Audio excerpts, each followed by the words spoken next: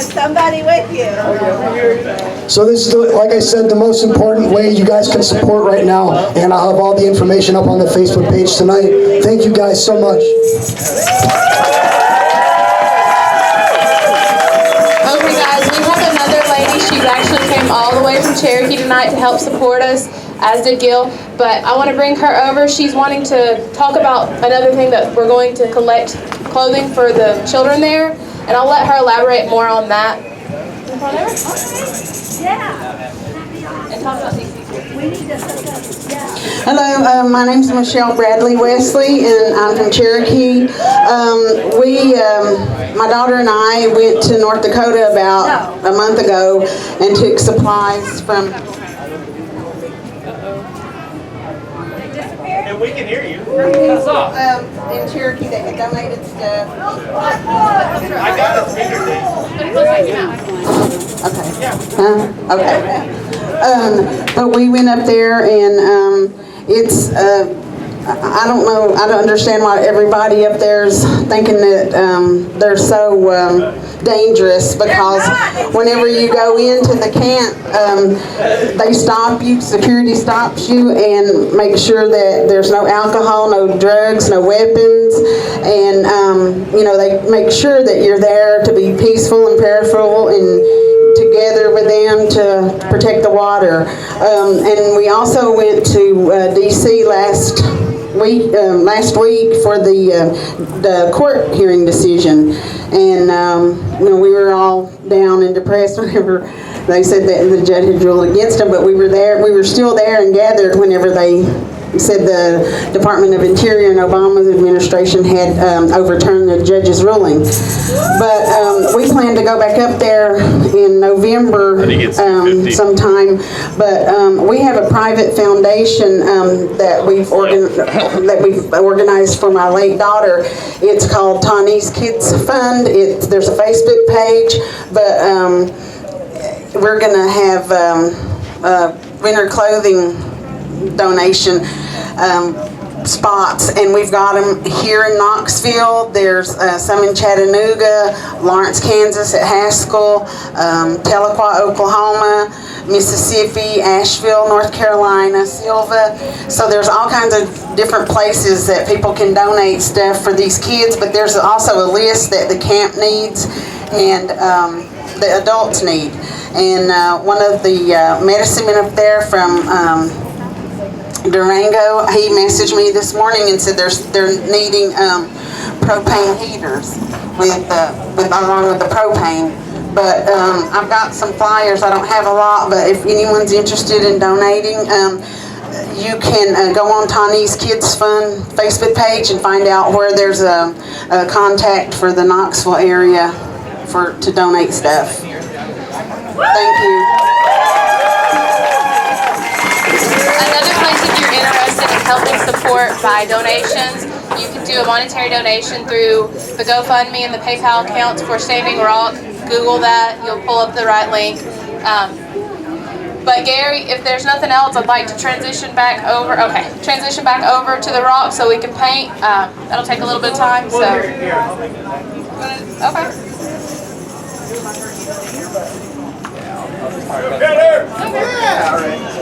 I didn't have anything planned to say, but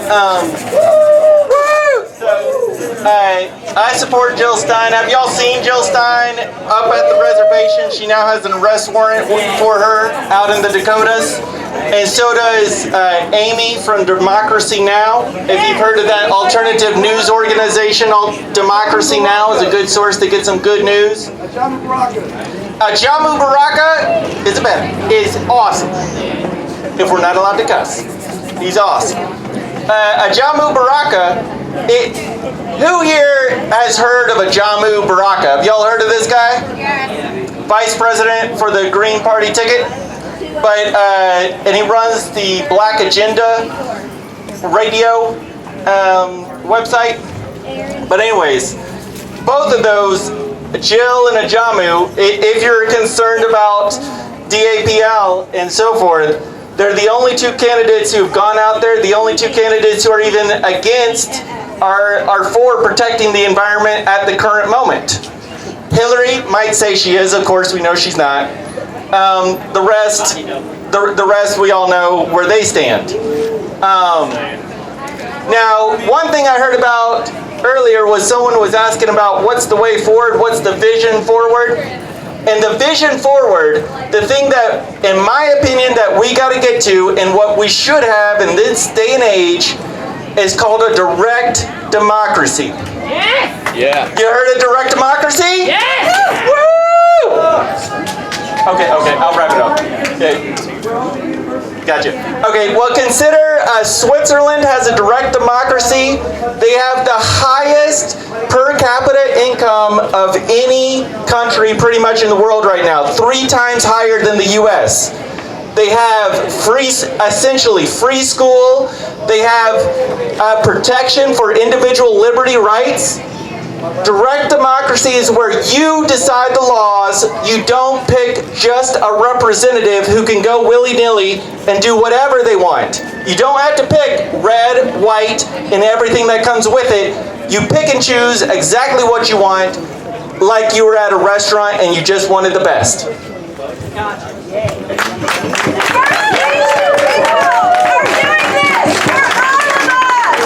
Halito! Chimachokma, how are you all doing tonight? Beautiful, I love the energy here. Y'all have brought life to an issue that Knoxville has not seen. I'm grateful for that. We're all grateful for you being here. I'm going to say a few things about the organization organizing this. There's a group in the city that's organized this. That group has teamed up with us, the Native American Student Association. I'm going to say a few things about us. We're going to transition across the street and paint the rock, and you can take photos in front of it. Hopefully there will be daylight. And as the sun goes down, we'll wrap this up. So we are the Native American Student Association and also the American Indian Science and Engineering Society here at UTK. We have events going on way more than you think a Native group in Knoxville, Tennessee at a university would have, but we're very active. November 12th is the UT Kentucky football game. NASA, the Native Student Association, we're going to be doing the halftime show. We're going to have a Native American halftime show. It's Native American Heritage Month, and I encourage you all. We would love to see you come there, support us. You're going to get to learn a bit more about Native people and just see a great show. Also, November 21st and 22nd is the Native American Law Symposium here on the UT campus. You can Google it. We have speakers, lawyers coming in from across the country. Some have worked on major cases. Believe it or not, Native issues go before the Supreme Court surprisingly often. The Supreme Court is generally not kind to Native people. And we have lawyers who have worked on cases from many corners. They're coming to UT to talk and to share their experiences and their knowledge about Native law and the state of the Native community as it relates to the federal government today. So that is November 21st and 22nd. Again, November 12th is the UT Kentucky football game. And again, Yakoke, thank you all so much for coming out here.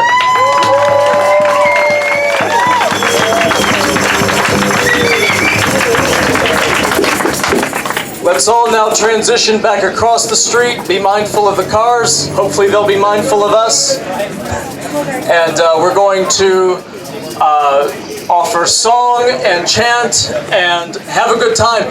Thank you!